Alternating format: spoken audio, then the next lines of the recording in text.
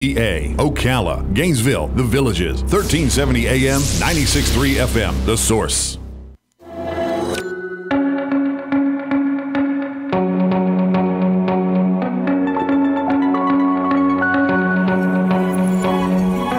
All right, 5 minutes after 11 o'clock. Thank you for tuning in. Do you ever procrastinate? Do you ever have something you know you need to do and you don't do it? Or you wait to do it, or you're not sure how to do it, right? Oh my gosh, I was walking down the hall one time at an assisted living facility where I worked. I didn't live there, I worked there. And I was excited because I was going to be going to the Grand Canyon with my son. Yeah. And I was so excited about it. And the people who lived there knew that I was going, and they were kind of excited for me. And so I was walking, and it was the folks who lived there were heading toward the cafeteria they were going to eat. To the dining room, I guess, not a cafeteria, a dining room, right? Yeah. And I heard the man behind me say to the woman he was walking with, he said, well, that's Larry. He's going to be going to the Grand Canyon. I always wanted to go to the Grand Canyon. And all I could think about was, I wonder why he didn't. I wonder why he didn't. I mean, he's like 90. What happened in 90 years that he didn't find the time, one time, to go to the Grand Canyon? And I wasn't picking on him in my mind. I was actually thinking to myself, I'm glad I made the decision to go, because that will be me one day, wondering, saying I always wanted to and maybe didn't. Mark Green has written a book that is kind of on point with this. It's called Activators. Not just for picking where you're going to go or how you're going to go or when you're going to go on a vacation, but kind of everything you do, especially in the business world. Mark is a strategic advisor and a coach to CEOs and executive teams and business leaders. And you know what? If you're in those positions, you better be able to make decisions, right? Sure. And not be procrastinating, or else you're not going to be there very long. Mark, I love this topic. I love this book. Good morning, Mark. How are you? Good morning, Larry, Robin. How are you? I'm great. Thank you for having me. And where are you calling from? I'm in Metro, New Jersey. I'm in the New York market. All right. How's the weather there today? Cold, but beautiful. Probably a little warmer down by you. Yeah, Robin will be there in the end of January because she's... yes, I love that. I can't wait to see the snow. She's a new... no, she can't wait to see the baby. She's a new grandma, so just so you know. Oh, congratulations. I had a meeting with a client earlier this week on a 31st floor of a building overlooking the Rockefeller Center Christmas tree. Nice. Beautiful. That's beautiful. That's what I want to do. So tell me about the idea behind Activators. Is it a common problem? I always would think that if you're in that position, in any of those positions, that you've pretty much mastered this already. And that, in and of itself, is the problem, that statement. So I've been a coach now for about 15 years, and I found this in me. I found this in other coaches I've mentored and trained, and I found it in all of my CEO and executive clients.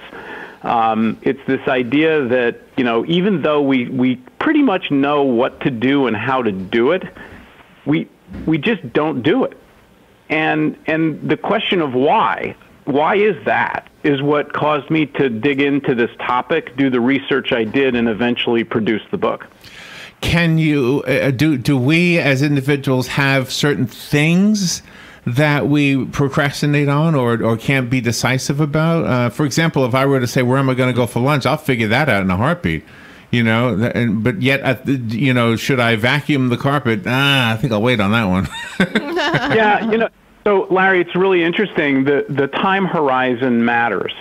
The time horizon matters. So the lunch decision's really easy because it's a right now thing. The vacuum the carpet, well, if you want to preserve your carpet and not have to buy a new carpet in 5 years or not have stains in your carpet, well, then maybe you should vacuum it right now. And we're not very good at trading off today's action for tomorrow's reward. And I think that's a part of the mechanism here that we talk about in the book. And you also have places in the book where you give thought-provoking analysis, and then you pose the question to the reader, and then the reader can actually write down responses or what area they think they can improve themselves in. Yeah, I came up with 8 activators, and each activator has a tool that goes along with it, and all the tools are in the book, but they're also downloadable online at the book's website, which is activators.biz. And what I found is that it's the interaction with this and the thought process that really helps people clarify their thinking and kind of get over some of these default settings in our brain that cause us not to act on the stuff that we really should. So you took action to write a book. There was a lot of decisions there. And even aside from yourself, unless you published it yourself, there's the publisher who has to decide whether to publish it or not. And all of those decisions have to have, you have to, in your mind's eye, you have to see the end result being positive, even though many times we all make mistakes. Sure. So there's a balancing act. There's a teeter-totter in your brain, and on one side of it is fear, and on the other side of it is inspiration. And that teeter-totter is the mechanism by which all thinking and behavior is created. We're either trying to get more of something we want, inspiration is what I call that, or we're trying to get less of something that we don't want, and that's fear. We want to avoid something. Mm-hmm. And the part of the trick, and we talk about this in the book, is the balance of those two things and how to manage the relationship of those two things to get yourself off the dime, to be able to act on something or make a decision that's an important decision that maybe you have some fear around, but really need to move on. And what are, because changing is hard, you know, sometimes it's very scary. How do you make that person realize that change is good and they have to work at it a little bit to execute that change? So it's interesting that the habit change tool in the book is an exploration of short-term rewards versus long-term consequences for a current habit or behavior. And we don't normally think about this. All we think about is the short-term reward, like I'll have another piece of pie, okay? But if I ask the question, so if you had an extra piece of pie every day for the next several years, what are the consequences for that 5 years from now or 10 years from now? And create a list of those. And then if you think of a replacement habit for whatever it is you're trying to change, go through the same exercise. What's the short-term reward or consequence, and what's the long-term reward or consequence? And what you start to see again is that we tend to trade off long-term consequences for short-term rewards, and that's the problem. And it's recalibrating your brain to be able to think longer term and find those rewards today that can help us get off the dime behaviorally. Can you talk a little bit about those thoughts being influenced by ego and the effect of that? Is it good, bad, or not important? So ego is one of the big three fears we outline in the book: ego, scarcity, and failure. Ego is our psychological immune system. It's the way our brain keeps us okay. We have to make sure we have a sense of self and we're okay. And the most common manifestation of ego as an obstacle is, at least in the business setting, is a need to be liked. And for other folks, and often it's a comparison. You know, how am I doing compared to this or that or this person or this other thing over there? And it's when the focus of our ego is external. We're looking for some form of validation externally. That's where we can get in trouble with the fear, causing us to not be able to act or decide or do what we want to do. And you have to change the locus of control from external to internal. And again, one of the tools is a fear reduction tool. Go through a very rational process of helping to diminish the fear so that you can then move forward with a decision or with an action. But a person has to have that reciprocity of respect, whether you're a CEO or a manager or just the regular employees that work for this business. You have to be one unit and you have to respect each other. Yeah, and it's the respect that is often the elusive thing. There's a need to be liked that's at the core of a common ego fear. And the coaching around that is you need to replace, if you're a business leader, you need to replace your need to be liked with a need to be respected.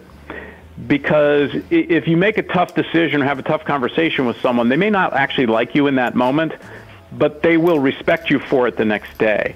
and it's an important recalibration in a leader's brain that leads to much more productive decision-making and behaviors than the need to be liked, which is, well, I can't have the conversation because then what if they don't like me anymore? It's funny how that parallels what parenting psychologists will tell us, that as a dad or a mom, you don't want to be a friend, you want to be respected. Yes. There's a similarity between those two, isn't it? The head of a business and the head of a family. There is, and we could have a whole nother conversation about this in the realm of people who sell for a living, because this is another problem with people who sell, that they have a need to be liked that causes them to not be able to engage in effective selling behaviors, and you replace that with a need to be respected, and all of a sudden, everything changes. Oh, I love that. Oh, my gosh, that's the real practical application of that. It sure is. All right, I have the book. It's right here. Call me, and I'll pick one at random, and that person will get the book for free. It's called Activators. The rest of us have to buy it. It's got a 5-star review right now on Amazon. That's pretty good. Do you have a different website you want to direct us to? Yeah, thank you. www.activators.biz is the site for the book, and your listeners can find out how to get in touch with me there. And I speak, I coach, I write, and I help people get out of their own way. Good stuff. Hey, thank you, Mark, for being on the show with us today. Larry, Robin, it's my pleasure. Have yourselves a great day and a great weekend. Thank you. We'll be right back.